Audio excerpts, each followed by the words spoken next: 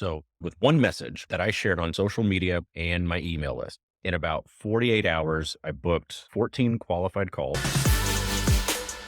Hey, what's up? I'm Ray Green. Now, this week, I'm going to talk about marketing campaign that I just did. So, with one message that I shared on social media and my email list, in about 48 hours, I booked 14 qualified calls and discovery calls, sales calls. I filled the first cohort of my coaching program. I took in about $12,000 in cash and I started the wait list for our next cohort next month. One of my first marketing campaigns, I will tell you this, I also screwed a few things up because that's what you do the first time you do something. So I actually broke down that campaign and analyzed it. And I went through what worked, what didn't.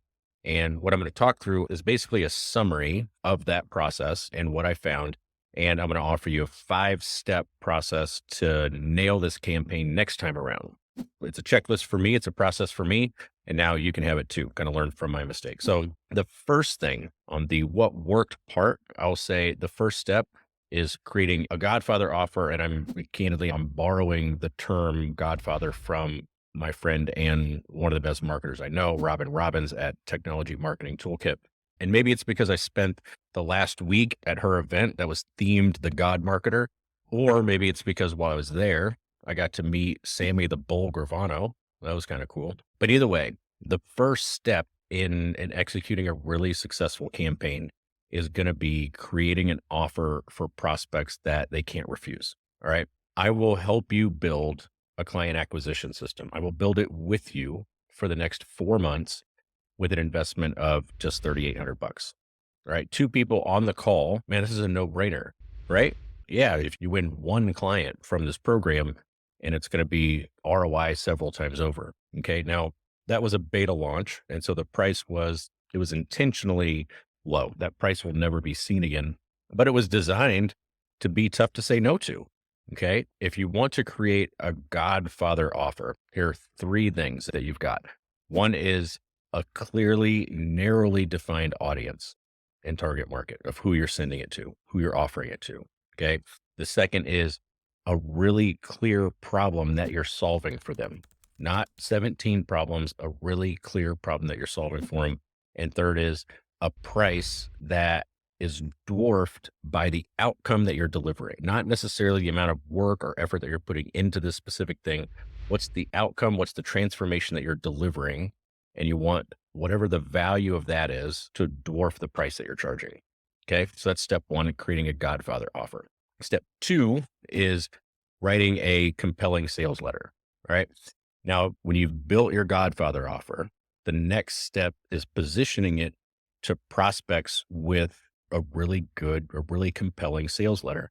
I'll share a link below of the post that I used on LinkedIn. While you look at it, feel free to give it a like or something while you're there. But you'll notice in this post, it's not packed with a bunch of features. It's not packed with a bunch of details. And that's because sales letters should be written to help you understand the outcome, or prospects understand the outcome that they're going to get, not necessarily how they're going to get it. Okay. That's the key to a really good sales letter. Now, there are 4 things that I would say if you want to create a really compelling sales letter, make sure you do these 4 things. One is you want a scroll stopping headline or picture, something that is going to make people, as they're going through the feed, they're going through their inbox, you want something that's going to make them open it or at least stop scrolling and check it out. Okay. The second thing is you want to pique their interest and their curiosity, not squash it.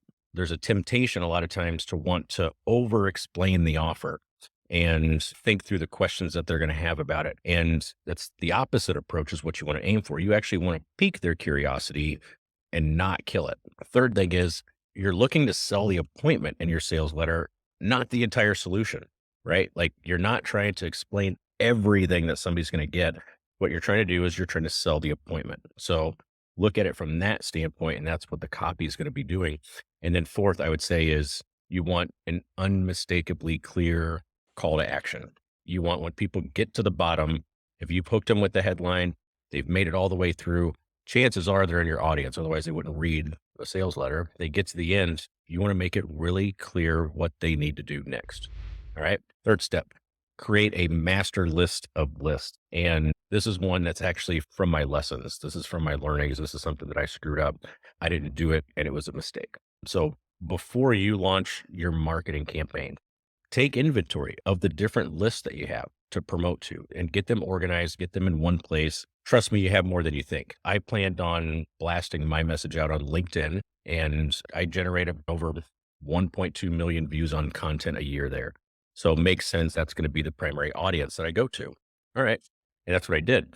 And I overlooked, and this is really embarrassing actually, I overlooked an obvious source of leads, which were people that have downloaded my lead magnets in the past. It was an oversight. It was a script, and it was just a failure in the process of not getting it organized. And the next day, my buddy asked about how'd the email response go or something that day. And I felt really dumb saying, shit, I haven't blasted out my email yet. And so actually I took his advice. I sent the email and I took his advice on the subject line, and it just said, I made a bonehead mistake, and had the, and said, here's what you missed. And if you're interested, go ahead and reply back. And I had, I think 5 or 6 of those appointments were from that email. Okay. If you want to create a master list of lists, I would say don't overlook these 3 areas. One is your personal social media profiles, even Facebook. People may not necessarily buy, but they can support you. So don't overlook your personal social media profiles where you're not usually promoting. The second is a personal email list. Ask people to forward it to anyone that it may be applicable to. If it's not, chances are you know the people in your email list, whether they're qualified or not. But there's nothing wrong. Send it out and ask people to support it there too. Ask them to forward it to somebody that it may be applicable to. And then the third thing here is if you're posting content on LinkedIn or Facebook or anywhere else, if people are engaging with that, those are people that are interested in your message. So you can go back to previous posts and just send somebody a direct message, say, hey, I want to make sure that you saw this. So a couple areas or a few areas not to overlook. The fourth step is coordinate your launch and then get support for it before you launch it. So for me, I scheduled the launch of the coaching program of the first cohort was April 25th. And I scheduled the 13th of April as the date that I'm going to launch this campaign. And I knew that I would get some momentum announcing it on LinkedIn, but I wanted to maximize the momentum from that campaign. I asked for a little help from my friends. I sent out a message to probably 10 people and asked them for help.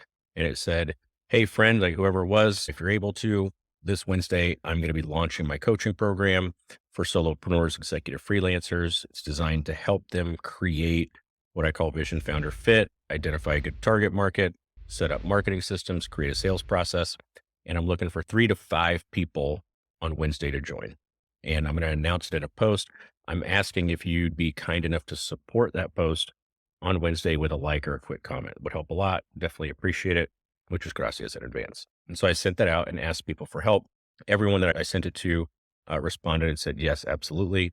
And I wanted to make it really easy for everyone to help me. So I actually sent on the morning of, I sent another post or another message that said, here's a link to the post. Really appreciate your support on this, and just make it super easy. Click and they can like it. They can comment on it. They can engage it. That gets you some support. That helps boost the social media posts because it tells the algorithm, hey, people are engaging with this. Let us share it with more people. And the other thing that it does is it helps you get just a little bit of social proof, right? That if somebody's seeing your name for the first time, getting a little bit of social proof because you've got other people in there that have liked it or that have commented on it. If you want to enlist people to support your launch, here's a few tips. One is I'd get a written distribution plan for launch day. All right. I'd have it mapped out and ready to go. I would write it out and have it planned more thoroughly than I did last time. Second one is ask people for help rather than just assuming that they're going to do it. Some of the people that I sent it to are friends of mine. And yeah, I hoped that they would do that, but they have jobs, they have businesses, they have lives too. Ask for help. Don't be a douche. Just assume people are going to help you because you care more about this than anybody else. And third is make it really easy for them. The follow-up message where I included it with a link so that it's one click and they're done. Make it easy for people if they're helping you out. Okay. Now, fifth step is prepare yourself and your calendar to sell. And I was underprepared. I did prepare, but I was underprepared. And this was also a mistake. So marketing campaigns aren't always going to land, right? Depending on the quality of your offer, the clarity of your market, how much reach you have with your audience, your email list, your marketing assets, whatever it is, you might hear crickets. And then you also might get slammed with activity. And you want to make sure that you're prepared. If this thing catches fire, you want to make sure that your schedule is cleared. And I would say for a few days, be ready to sell when it lands. All right. Otherwise, you're going to be missing critical opportunities. And I would say a few things that I would do to get really ultra prepared. All right. The first one is I'd create a really simple follow-up process that you can use for each inquiry that comes in. So template it as much as possible and make sure that you're responding to everybody. If it's like a hand raiser post where you're asking people to DM you or comment or something like that, make sure that you have something that makes it easy and efficient for you to reply to everyone. Okay. Second thing is overestimate the amount of time that you're going to need for this. And I launched mine on a Wednesday, which basically left Thursday and Friday for people to book and then into next week. And I thought that was sufficient time. Well, I was traveling the following week for a client. So my calendar was blocked. So people booked the following week. So 2 days wasn't enough because it was a 45-minute free strategy session that people booked. That got filled up really quickly. And now this week, actually, I have 11 more of those calls, even though that cohort's already full. So I didn't give myself enough time to clear my schedule for enough time. I would say err on the side of caution and make sure you've got enough time. And then the third one is have a sales process to follow. If you're running a discovery call, if you're running a demo call, if you're running a free call of any sorts, a free consultation, free strategy session, free game plan session, whatever it is, make sure you've got a process for that. You don't have to wing each one of these calls. And I say that from experience. That is one thing that I did have ready for this. It's what I install for large 8-figure coaching programs as a sales process. So you can bet that I have one lined up ready for my calls. So that's it. That's 5 steps that we've got. Step 1, make a Godfather offer. Step 2, write a compelling sales letter. Step 3, create a master list of lists. Step 4, coordinate your launch and get support for it in advance. And then step 5, be prepared to sell. Prepare yourself and your calendar to sell. Cool. Thanks for joining in. Thanks for watching. I really hope you got some value out of this. If you did, go ahead and hit the like button for me and subscribe to the channel for more of our content. And if you want to find out a little bit more about me and how we can help you build your business and grow sales, feel free to check out rayjgreen.com, RAY letters J, GREEN.com. Thanks again.